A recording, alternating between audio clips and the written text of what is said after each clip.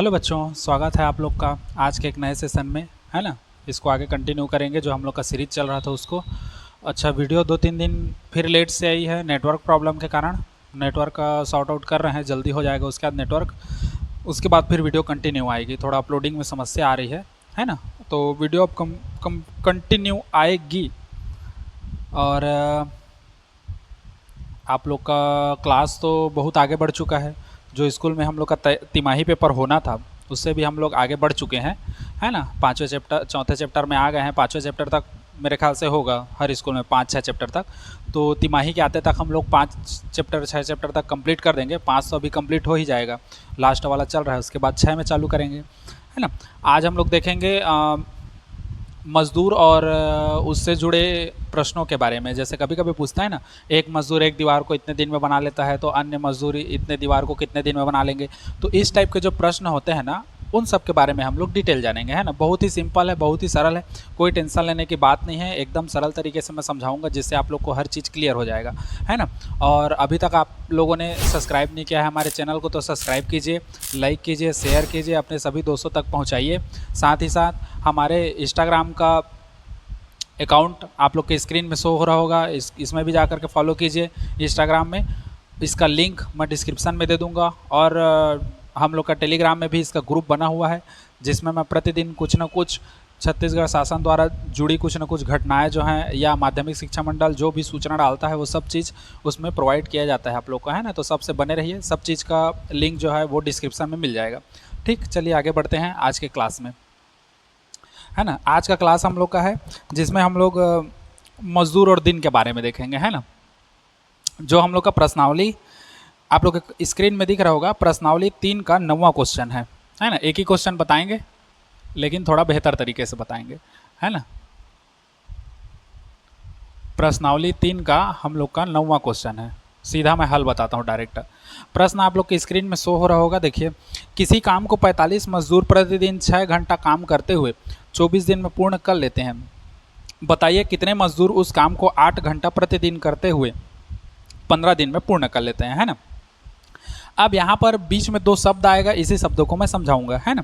तो पहले तो इसको आराम से समझना है हम लोग को। 45 मजदूर प्रतिदिन 6 घंटा काम करते हुए 24 दिन में पूर्ण कर लेते हैं।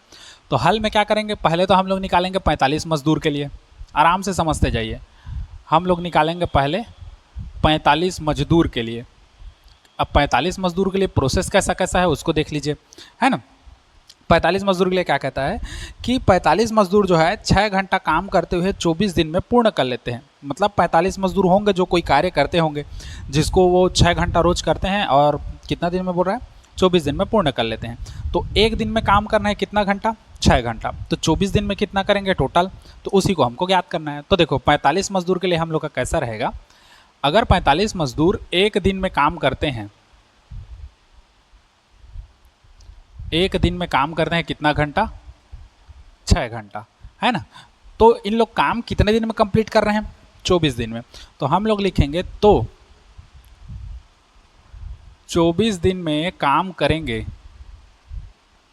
कितना घंटा, तो एक दिन में 6 घंटा काम कर रहे हैं तो 24 दिन में कितना करेंगे, तो 6 गुणित 24 मतलब कितना हो जाएगा। इसको गुणा कर देते हैं सीधा, ठीक है ना। हाँ, 6 चौक 24 का 4 हासिल आया 2, 6 2 12 और 2 14, 144 घंटा, है ना। मतलब 45 मजदूर टोटल कितना काम कर रहे हैं, 144 घंटा काम कर रहे हैं और उस काम को कंप्लीट कर रहे हैं टोटल, है ना। अब बोल रहा है बताइए कितने मजदूर उस काम को 8 घंटा प्रतिदिन करते हैं। तो हम लोग को नहीं पता कितने मजदूर हैं, तो हम लोग मान के चलते हैं, माना एक मजदूर उस काम को, है ना, एक मजदूर उस काम को 15 दिन में पूर्ण कर लेते हैं। 15 दिन में क्या करते हैं, पूर्ण करते हैं, पूर्ण कर लेते हैं। क्योंकि हमको नहीं पता कितने मजदूर हैं उसको कितने मजदूर हैं, तो हम लोग मान के चले कि एक मजदूर है उस काम को 15 दिन में पूर्ण कर लेते हैं। तो अब एक मजदूर के लिए समय निकालो। अब देखो एक मजदूर के लिए कैसा होगा। अब बोल क्या रहा है प्रश्न में, एक मजदूर उस काम को 8 घंटा प्रतिदिन करते हैं। मतलब इन लोग एक दिन में कितना काम कर रहे हैं, तो एक दिन में काम करते हैं कितना घंटा, तो 8 घंटा। ठीक बच्चों, एक दिन में काम करते हैं कितना घंटा? 8 घंटा। तो ये लोग तो 15 दिन में पूर्ण कर ले रहे हैं, है ना। तो 15 दिन में पूर्ण करे, 15 दिन में करते हैं तो कितना हो जाएगा?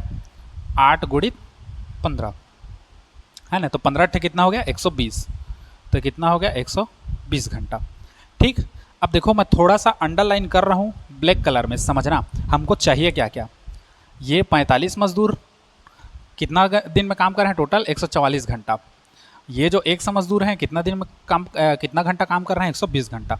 यही दोनों से लेना देना है, बाकी इधर से कुछ लेना देना नहीं है। अब यहीं पर एक वर्ड लिखाता है, क्या वर्ड लिखाएगा? चूंकि मजदूरों की संख्या और लगने वाला समय एक दूसरे के क्या है? व्युत्क्रम अनुपाती है। 8वीं में पढ़े थे, वही पूरा का पूरा 10वीं में आता है ना। तो देखो यहीं पर लिखेंगे चूंकि मजदूर की संख्या व लगने वाला समय कैसा है? व्युत्क्रमानुपाती है। अतः अब देखो ये अब एक नया राक्षस जैसा शब्द आ रहा है ना, अनुक्रमानुपाती और व्युत्क्रमानुपाती। अब समझो इसको होता क्या है। मैं सिंपल सीधा तरीके से समझा रहा हूँ, पूरा माइंड में घुस जाएगा तुम लोग के। ये 11वीं और 12वीं दोनों में काम आएगा, है ना। क्या होता है अनुक्रमानुपाती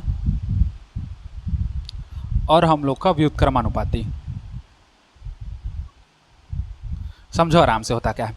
अनुक्रमानुपाती को हम लोग कहते हैं, अगर हमारे लैंग्वेज में मैं समझाऊं तो अनुक्रमानुपाती को हम लोग कहेंगे हिजगहा। ठीक, और व्युत्क्रमानुपाती को क्या कहेंगे हम लोग? टेटारहा। अब देखो कैसे देखेंगे कि अनुक्रमानुपाती है कि व्युत्क्रमानुपाती है, कैसे पता करें? तो इसके चिन्ह सेम सेम रहता है ना। लेकिन कैसे पता करोगे? ए के सीध में अगर बी है, ये अनुक्रमानुपाती और व्युत्क्रमानुपाती को बताता है। ए के चिन्ह सीध में बी है तो ये होगा अनुक्रमानुपाती, और यदि ए के जस्ट नीचे में बी है, सीध में ना होकर के, तो इसको क्या कहेंगे? व्युत्क्रम, मतलब उल्टा। अब इसमें होता क्या है? ए अनुक्रमानुपाती है बी के, मतलब एक राशि का मान बढ़ाया जाए तो दूसरी राशि का मान भी क्या होने लगेगा? बढ़ने लगेगा। और यदि एक राशि का मान घटाया जाए तो दूसरी राशि का मान भी क्या होने लगेगा? घटने लगेगा। मतलब सीधा सीधा हमारे लैंग्वेज में कहें तो कैसा है? हिजगहा है। एक राशि का मान बढ़ता है तो तय बढ़ा था महू बढ़ा, तय कम होता तब महू बढ़ कम हुआ, है ना। तो ये क्या कहलाता है हम लोग का? अनुक्रमानुपाती, हिजगहा कहते हैं इसको।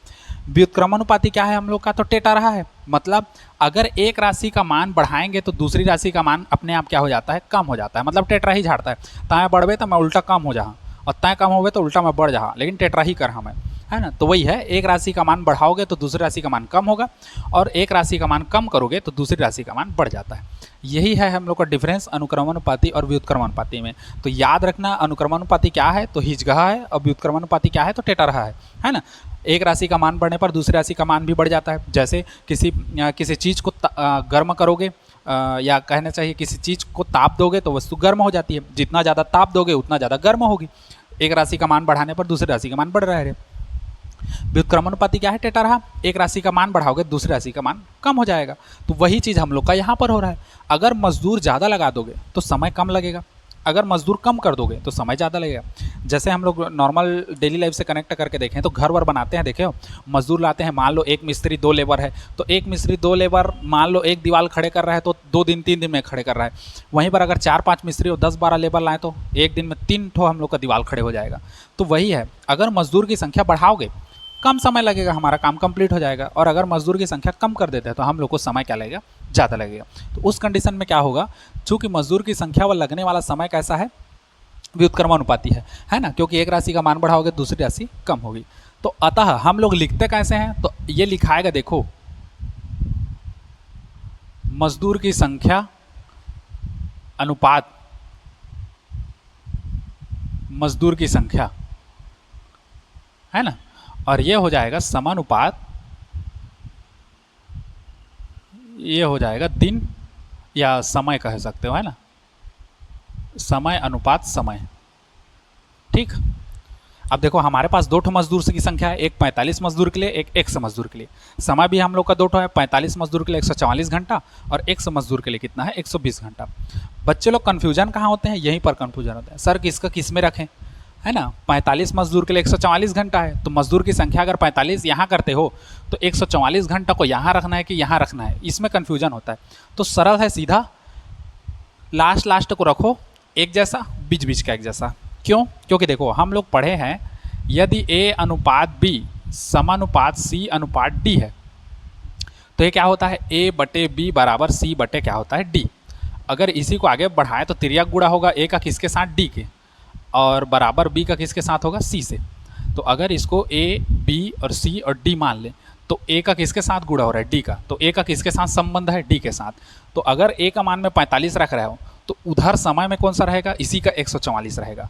मतलब यहाँ पर अगर 45 रखते हो तो इसका संबंध 144 कहाँ जाएगा, ये लास्ट वाले में जाएगा। ठीक। और उसके बाद अगर सेकेंड वाला एक मजदूर यहाँ पर रखते हो क्योंकि 2 मजदूर है, तो इसका जो समय रहेगा 120 वो कहाँ जाएगा, इसके आगे जाएगा यहाँ। ये दोनों एक जैसा होता है, अनुपात का अनुपात, समानुपात का समानुपात और अनुपात का अनुपात डाल देना है ना। 120 अनुपात हो गया 144।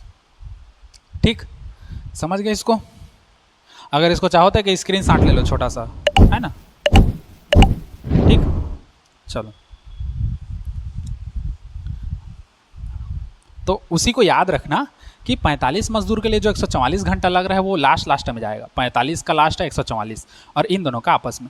अगर इसको यहाँ रख दोगे तो आंसर हम लोग का गलत आता है उस कंडीशन में। अब हल कर दो, अनुपात में है तो बटा में कर दो, 45 बटे x और ये हो जाएगा 120 बटे 144।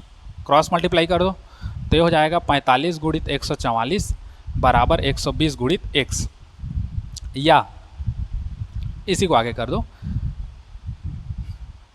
45 गुणित 144, 120 को नीचे ले आओ बराबर x, या x बराबर, अब हल कर दो सीधा, जिससे जिससे चला जाए, 4 से चला जाएगा। देखो कटा रहे हैं हम लोग, है ना, कटा रहे हैं। 4 तिया 12, 4 शून्य शून्य खत्म, ये है ना।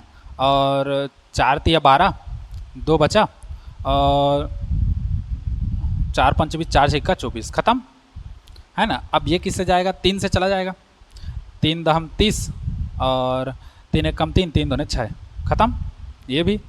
अब बचा क्या अपने पास, तो 10 बचा, 12 बचा, 45 बचा, तो 4 किससे कटा दें, 2 से कटा दें, 2 पंचे 10 और 2 छिक्का 12, 5 से कटा दो, 5 एक कम 5, 5 नहीं 45, तो 9 और 6 बचा, है ना। तो मैं साफ साफ लिख रहा हूँ x बराबर 9 गुणित 6। ठीक, 120 का 120 है ये, और ये हम लोग का 45 गुणित कितना है, 144 है। ठीक, तो x बराबर कितना हो गया, 9 गुणित 6, तो x बराबर 9 छिक्का कितना हो गया, 54।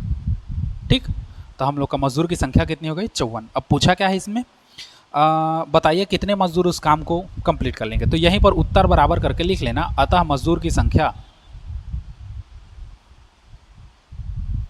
अतः मजदूर की संख्या 54 होगी।